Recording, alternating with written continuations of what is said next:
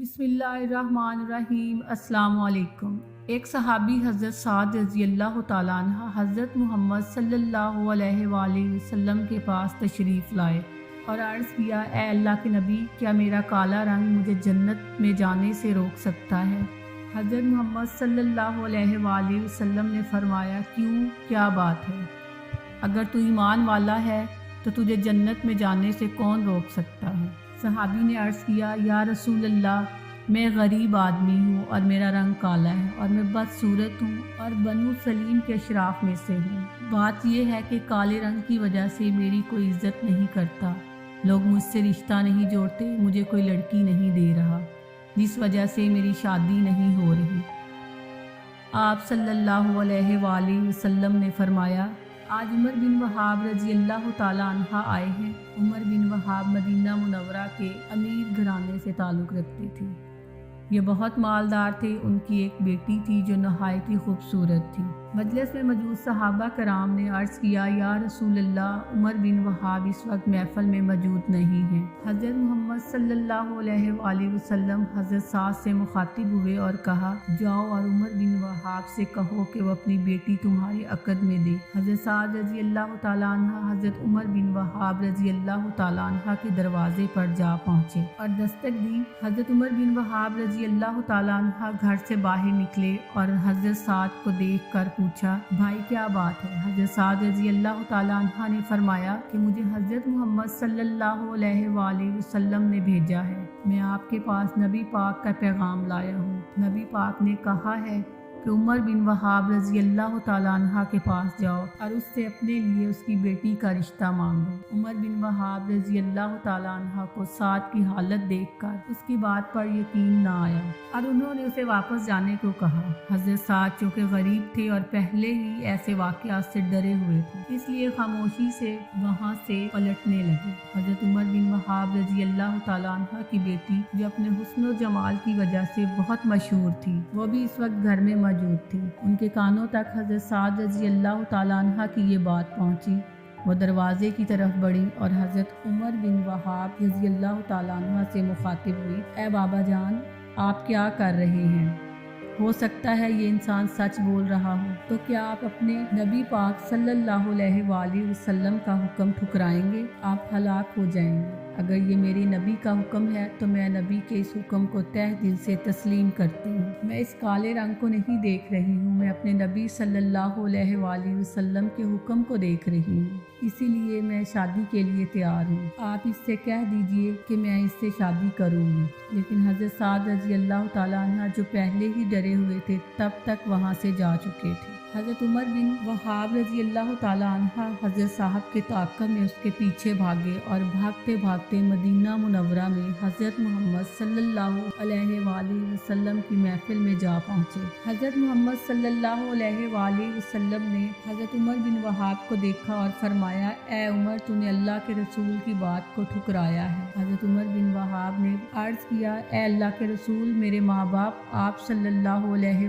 वसल्लम पर कुर्बान, मुझसे खता हुई, मुझे माफ़ कर दीजिए। ए अल्लाह के नबी, आप हुक्म कीजिए, क्या हुक्म है? रहमतुल आलमीन ने फरमाया, अपनी बेटी की शादी हज़रत साद से कर दो। हज़रत उमर बिन वहाब रज़ी अल्लाह तआला अन्हा ने अर्ज़ किया, ए अल्लाह के रसूल, आप निकाह पढ़ाएं। हज़रत मोहम्मद सल्लल्लाहु अलैहि वसल्लम ने निकाह पढ़ाया, 400 दिरहम हक महर मुकर्रर किया और हज़रत साद को कहा कि जाओ अपनी बीवी को लेकर आओ। हज़रत साद रज़ी अल्लाह तआला अन्हा ने कहा, ए अल्लाह के नबी, मेरे पास तो एक भी दिरहम नहीं है, मैं 400 दिरहम कहाँ से पैदा करूँ और उसको कैसे लेकर आऊँ? आप सल्लल्लाहु अलैहि वसल्लम ने फरमाया, घबराने की बात नहीं, तुम मौला अली करमुल्लाह वजह के पास जाओ। हज़रत उस्मान रज़ी अल्लाह तआला अन्हा और हज़रत अब्दुर्रहमान रज़ी अल्लाह तआला अन्हा के पास जाओ और उन्हें कहो वो तुम्हें 200 दिरहम दे। इस तरह तेरे पास 600 दिरहम हो जाएंगे। 400 दिरहम अपना हक महर अदा करो और अपनी बीवी को लेकर आओ और 200 दिरहम से कोई काम शुरू कर लेना। सहाबी ने अर्ज़ किया, जो आपका हुक्म अल्लाह के नबी। ये कहकर हज़रत साद रज़ी अल्लाह तआला अन्हा वहाँ से चल पड़े और मौला अली करमुल्लाह वजह के दरवाज़े पर जा पहुँचे। انہیں اللہ کے نبی کا پیغام پہنچایا۔ مولا علی علیہ السلام نے خوشی خوشی حضرت سعد کو 200 درہم سے زیادہ کی رقم دے دی۔ پھر حضرت سعد حضرت عمر بن خطاب رضی اللہ تعالیٰ عنہ کے پاس پہنچے اور انہیں اللہ کے نبی کا پیغام پہنچایا۔ حضرت عمر بن فاروق رضی اللہ تعالیٰ عنہ نے بھی خوشی خوشی حضرت سعد کو 200 درہم سے زیادہ رقم پیش کی۔ ایسے ہی حضرت صاحب نے حضرت عبد الرحمن رضی اللہ تعالیٰ عنہ سے بھی رقم لی۔ رقم لینے کے بعد حضرت سعد رضی اللہ تعالیٰ عنہ چل پڑے۔ وہ بہت خوش تھے کیونکہ انہیں وہ سب مل چکا تھا جس کی انہیں ضرورت تھی، جس کا انہوں نے نبی کے دربار میں جا کر شکوہ کیا تھا۔ ایک خوبصورت لڑکی سے نکاح، اس کے حق مہر ادا کرنے کے لیے 400 درہم اور کام کرنے کے لیے کچھ رقم بھی مل چکی تھی۔ حضرت سعد رضی اللہ تعالیٰ عنہ اپنے آپ سے کہنے لگے، لڑکی کو لینے میں بعد میں جاؤں گا، پہلے بازار سے کچھ سودا خرید لوں۔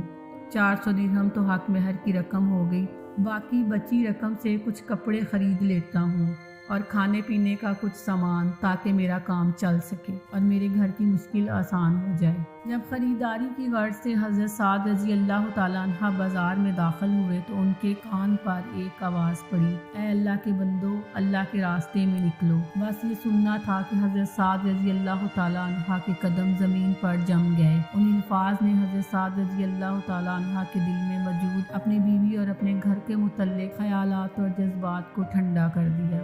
آپ نے آسمان کی طرف نگاہ اٹھائی اور بولے، اے اللہ، اے میرے نبی حضرت محمد صلی اللہ علیہ وآلہ وسلم کے رب، اب میرا یہ مال میری شادی پر خرچ نہیں ہوگا، بلکہ یہ وہاں خرچ ہوگا جہاں تیری رضا ہوگی۔ حضرت سعد رضی اللہ تعالیٰ عنہ بازار میں گئے، وہاں سے ایک تلوار خریدی، ایک ڈھال خریدی اور ایک گھوڑا خریدا اور اپنا چہرہ کپڑے سے ڈھانپ کر گھوڑے پر سوار ہو گئے۔ حضرت سعد نے اپنا چہرہ اس لیے چھپایا کہ کہیں حضرت محمد صلی اللہ علیہ وآلہ وسلم اسے دیکھ نہ لے اور اسے واپس بھیج دے، کہیں اس سے یہ نہ کہیں کہ میں نے تجھے کہاں بھیجا تھا اور تو کہاں جا رہا ہے۔ ان دنوں صحابہ کرام اپنے سر پر خوج نہیں پہنتے تھے، لیکن یہ عادت رومیوں میں مشہور تھی، وہ اپنے سر پر خوج پہنتے تھے۔ جب صحابہ کرام نے حضرت سعد کو چہرہ چھپائے گھوڑے پر سوار دیکھا تو کہنے لگے، ارے یہ کون ہے، یہ کس نے اپنا چہرہ چھپا رکھا ہے؟ صحابیوں میں اس چہرہ چھپائے شخص کے متعلق اس طرح بڑھنے لگا تو ایک صحابی نے فرمایا، اے اللہ کے بندو، یہ کوئی پردیسی ہوگا جو دین اسلام کی سربلندی کے لیے ہماری مدد کو آیا ہوگا۔ حضرت سعد رضی اللہ تعالیٰ عنہ میدان جنگ میں اترے اور لڑائی کے دوران ان کے گھوڑے کو ایک تیر لگا، گھوڑا زمین پر جا گرا اور مر گیا۔ حضرت سعد رضی اللہ تعالیٰ عنہ بھی گھوڑے کے ساتھ زمین پر گرے تھے، جلدی جلدی اٹھے، اپنے بازو اوپر چڑھائے اور پھر سے کافروں کے خلاف جنگ لڑنے کے لیے تیار ہوئے۔ کیونکہ حضرت سعد رضی اللہ تعالیٰ عنہ کا رنگ کالا تھا، اسی لیے جب حضرت محمد صلی اللہ علیہ وآلہ وسلم کی نظر ان کے بازو پر پڑی تو آپ صلی اللہ علیہ وآلہ وسلم نے فرمایا، تو مجھے سعد نظر آتا ہے۔ حضرت سعد رضی اللہ تعالیٰ عنہ نے عرض کیا، اے اللہ کے رسول، میرے ماں باپ آپ پر قربان، میں سعد ہی ہوں۔ حضرت محمد صلی اللہ علیہ وآلہ وسلم نے فرمایا، سعد خوشخبری لے، تو جنتی ہو گیا، تو خوش بخت ہو گیا۔ بس یہ سننا تھا کہ حضرت سعد رضی اللہ تعالیٰ عنہ میدان جنگ میں کود پڑے اور کچھ ہی دیر میں ایک آواز آئی، سعد شہید ہو گیا۔ حضرت محمد صلی اللہ علیہ وآلہ وسلم دوڑ کر گئے، حضرت سعد رضی اللہ تعالیٰ عنہ کے سر کو گود میں رکھا اور رونے لگے۔ آپ صلی اللہ علیہ وآلہ وسلم نے فرمایا، اے سعد، تیری خوشبو اللہ اور اس کے رسول کو بہت پیاری ہو چکی ہے۔ اے سعد، تو اللہ اور اس کے رسول کو بے انتہا پیارا ہو چکا ہے۔ رسول اللہ صلی اللہ علیہ وآلہ وسلم نے منہ پھیرا اور صحابیوں سے مخاطب ہوئے اور کہا، رب کعبہ کی قسم، سعد حوض پر پہنچ گیا۔ یہ سن کر حضرت ابو لبابہ رضی اللہ تعالیٰ عنہ حضرت محمد صلی اللہ علیہ وآلہ وسلم سے مخاطب ہوئے اور عرض کیا، اے اللہ کے رسول، یہ حوض کیا ہے؟ آپ صلی اللہ علیہ وآلہ وسلم نے فرمایا، یہ حوض وہ ہے جو مجھے میرے رب نے دیا ہے، اس کا پانی شہد سے زیادہ میٹھا اور دودھ سے زیادہ سفید ہے، جو ایک دفعہ اس کو پی لے گا اسے دوبارہ پیاس نہیں لگے گی۔ حضرت ابو لبابہ رضی اللہ تعالیٰ عنہ کہنے لگے، جس حوض پر حضرت سعد رضی اللہ تعالیٰ عنہ پہنچ گئے ہیں، مجھے اس حوض کی سمجھ آ گئی ہے۔ حضرت ابو لبابہ رضی اللہ تعالیٰ عنہ نے عرض کیا کہ اے اللہ کے نبی، میں نے مختلف باتیں آپ میں نوٹ کی ہیں۔ آپ صلی اللہ علیہ وآلہ وسلم نے سعد کا سر گود میں رکھا تو پہلے آپ روئے، پھر آپ مسکرائے اور پھر آپ نے منہ پھیر لیا۔ اے اللہ کے نبی، یہ کیا ماجرا ہے؟ آپ صلی اللہ علیہ وآلہ وسلم نے فرمایا کہ جب میں رویا تو میں سعد کی قربانی پر رویا، اور جب میں نے اللہ کی بارگاہ میں اس کا مقام دیکھا اور میں نے اسے جنت میں دیکھا تو میں مسکرایا۔ میں نے منہ اس لیے پھیرا کہ میں نے دیکھا کہ جنت میں سعد کے لیے حوریں اس کی بیویاں دوڑتی ہوئی آ رہی ہیں۔ ان کے پاؤں میں چھن چھن کرتی پازیب مجھے نظر آ رہی تھی۔ وہ اس قدر تیز دوڑ رہی تھی کہ ان کی پنڈلیوں سے کپڑا ہٹ رہا تھا۔ میں نے شرم سے منہ پھیر لیا، اور پھر حضرت محمد صلی اللہ علیہ وآلہ وسلم صحابیوں سے مخاطب ہوئے اور فرمایا کہ جاؤ اور سعد کی بیوی سے کہہ دو کہ اللہ تعالیٰ نے سعد کو تیرے سے زیادہ خوبصورت بیویاں عطا فرما دی۔ آپ کو ہماری یہ کاوش کیسی لگی؟ برائے مہربانی کمنٹ سیکشن میں اپنی قیمتی رائے سے ضرور آگاہ کریں، اور آپ سے گزارش ہے کہ ہماری ویڈیو کو لائک کریں اور ہمارے چینل کو سبسکرائب کریں۔ شکریہ۔